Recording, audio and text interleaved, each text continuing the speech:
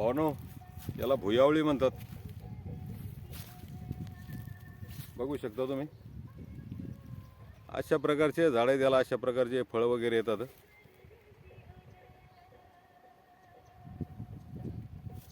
आमच्या भागात खूप उंच उंच वाढतात.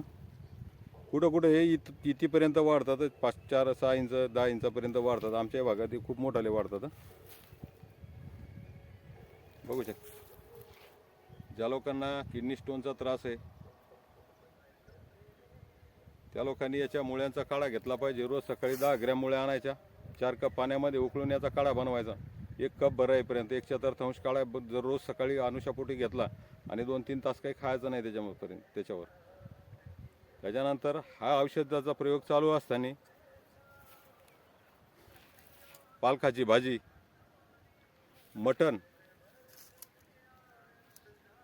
बियाचे आयटम जे वांग आहे, पेरू आहे, त्याच्यानंतर आपली हिरवी मिरची आहे, टमाटर आहे, हे बियाचे आयटम हे औषधाचा प्रयोग चालू असताना खायचे नाही. बघा, तुमचे मूतखडे 4 ते 8 दिवसामध्ये मूतखडे विरघळून लगवी वाटाबाहेर निघून जातात. तसा दुसरा प्रयोग सांगतो भावनो याचा. ज्या स्त्रियांना पांढऱ्या पाण्याची समस्या आहे त्या स्त्रियांसाठी हा प्रयोग सांगतोय भावनो. ह्या 10 ग्रॅम मुळ्या जर तुम्ही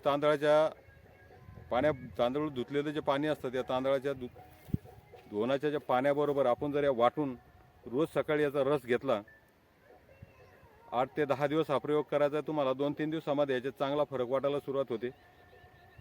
3 ते 4 दिवसात तुम्हाला याच्यात फरक जाणवायला सुरुवात होते. हा प्रयोग तुम्ही 8 ते 10 दिवस सतत करा. तुमच्या सर्व समस्या त्या याच्या पांढऱ्या पाण्याच्या दूर होऊन जातात. एवढं जबरदस्त औषध आहे. याच्या पंचांगाचं चूर्ण जर सकाळ संध्याकाळ आपण जेवणाच्या अगोदर 1-1 चम्मच घेतलं तर लिव्हरच्या प्रॉब्लेमसाठी हे जबरदस्त औषध आहे भावनो. त्याच्यामुळं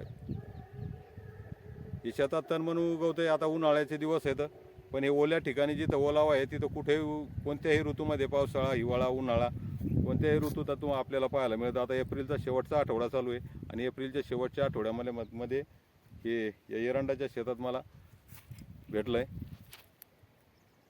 तरी वनस्पती केव्हाही आपल्याला मिळू शकते. त्याच्यामुळे हिचा नक्की फायदा घ्या भावांनो आणि अनुभव घ्या. कमेंट करत जा, कमेंटमध्ये सांगत जा. व्हिडिओ आवडला तर एक लाईक करा.